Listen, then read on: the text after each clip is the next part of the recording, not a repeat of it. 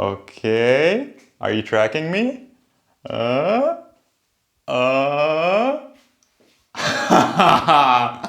It's actually working. Camera tripods.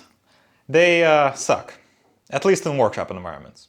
They're stable, sure, but they have a large footprint, they can't do overhead shots, and they're really slow to adjust. That's why in professional studios, oftentimes you see cameras mounted on camera arms, but they can get so expensive. Obviously, stuff like that is way outside my budget, but inspired by some other YouTubers, I decided to build my own camera arm. It's high capacity and it's really stable for its size, and it only took me a single day to build.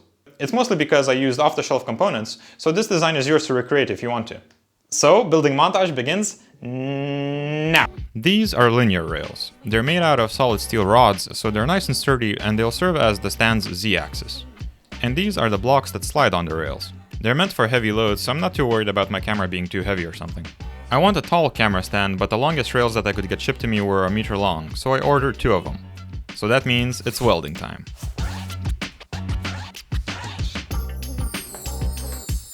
I aligned the rods as best as I could and welded them together.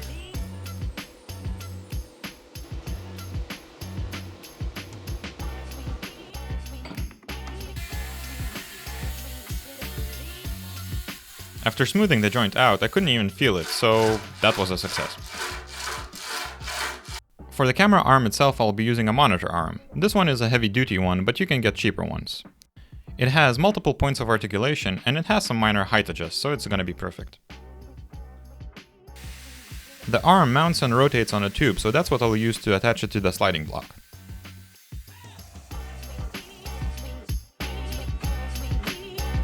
I'm building this fastening mechanism from thick steel plate because I want it to last a lifetime, but I'm pretty sure you could 3D print something similar.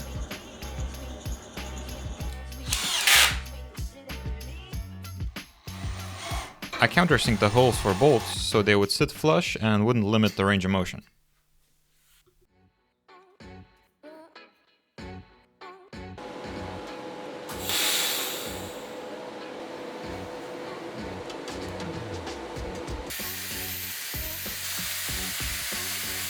And it's coming together fairly well.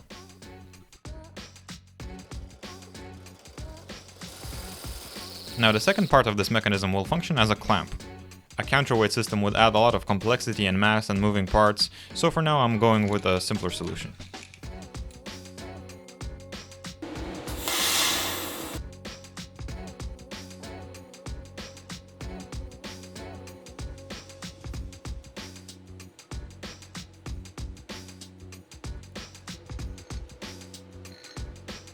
I cut down the threaded rod to length, and I also, while at the bench, sand down and polish up the block itself. I figured if I'm gonna see it every day in the workshop, I might as well make it pretty. I wanted nice, rounded ends for my handle, but it was too difficult to grind by hand. And then, inspiration struck.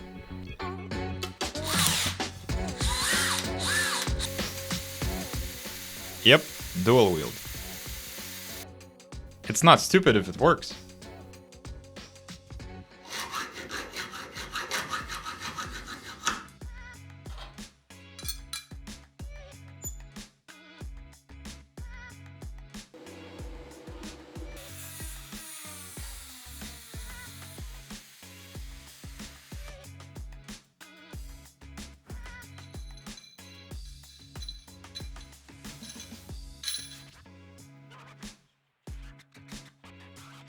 So, here she is. Time to try it out. Okay. And... okay, it's there. Now let's try with some payload. Pretty cool, huh? Now it's time to figure out this part. How will we attach the camera? The plate would have been a good base, but sadly, in certain angles it would just hit the arm itself. No bueno. So I removed it and decided to make a part of my own that's made out of stainless steel.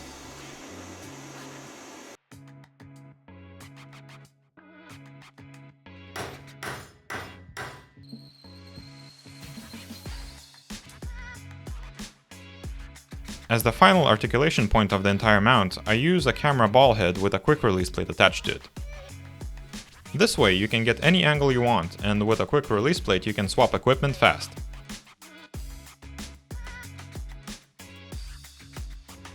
Everything now is in place, so let's test it out with a real camera. Okay, so let's move it from the tripod. Look at that tripod in the background. Like, I'm obsolete now. Yes, you are, buddy. Yes, you are. Look at that.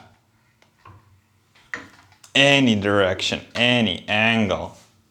Now this rig works fine when it's clamped to my vise, but I think I need a more permanent solution. This is where this guy comes in. A little outdoor umbrella stand. Whoop. I really wanted to pick up a nice fancy new one with some built-in wheels or something, but sadly hardware stores around here don't stock them anymore because it's not summer. So I picked up this used one. It's not the prettiest, but it's nice and heavy, so it will do the job.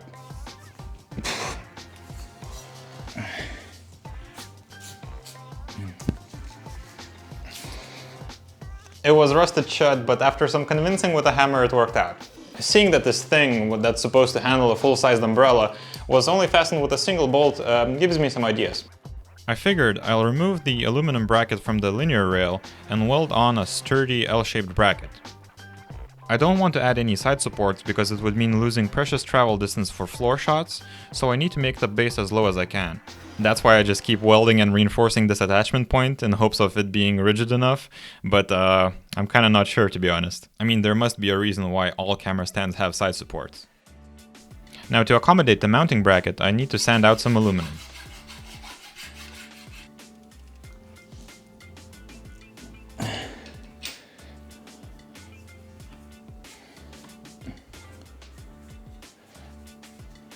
Since I used the existing bolt hole to fasten the bracket before welding, I can reuse it again to clamp down the aluminum part, making everything rigid and interconnected. It's actually pretty stable. Now let's try with some payload. It is a bit wobbly when you forcefully impart some momentum and you shove it a little bit, but if you let go of the camera gently, as you would probably with a camera, it's not moving at all. It's perfect. And to move it around the workshop floor, I already made this off camera. Illuminati skateboard. Huh.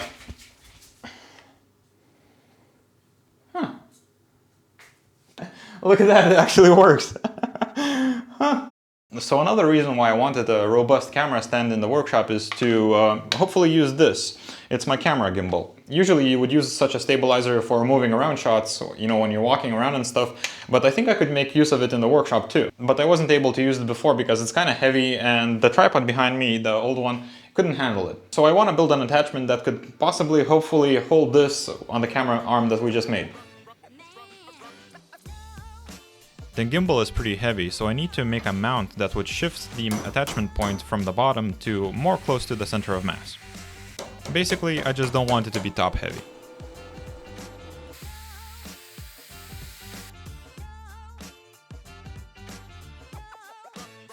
And of course I want it to match, so I give it a nice polish. The handle attaches to the mount at the bottom, but the stabilizer itself will be mounted with a quick release plate that's way higher up. The more mass I can get beneath the mounting point, the better.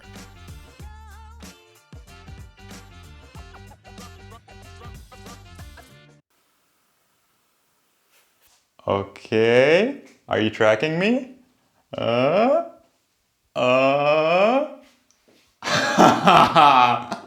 It's actually working. Dude, this is the perfect YouTube studio. You can do one-man camera tracking shots, establishing shots to the audience over there. Oh man, and you could totally live stream when you're on your feet. Oh, my head is buzzing with ideas right now. And I'm really impressed how rig is handling the weight because there's a lot of mass moving around. When you're walking around and the camera is tracking you, it's kind of easy to forget that everything is fastened to the base by a single bolt. And I have the entire rig mounted up so far up with the phone and the camera and then the microphone and the gimbal. There's a lot of mass that's being held in place, so it's really impressive that the entire system is strong enough to handle such a thing. So I guess my camera stand design is actually working. Is this what success feels like? So there you have it, guys, a new addition to the workshop. And I don't know if you can tell, but I'm really stoked with how this rig turned out. It's much better than I expected. It's gonna remove so much friction from the creative process, and I'm really excited to film stuff in the workshop again. If you're considering making something like this of your own, do it. I'm gonna leave the parts list down below in the description, you know, for the off-the-shelf parts like the computer monitor arm and then the slider and everything. So if you want to make a design of your own or a variation of this one, you know, feel free to do so. Thank you for watching. Please subscribe to this channel to see what kind of videos I end up making with this rig, and I'll see you in the next one.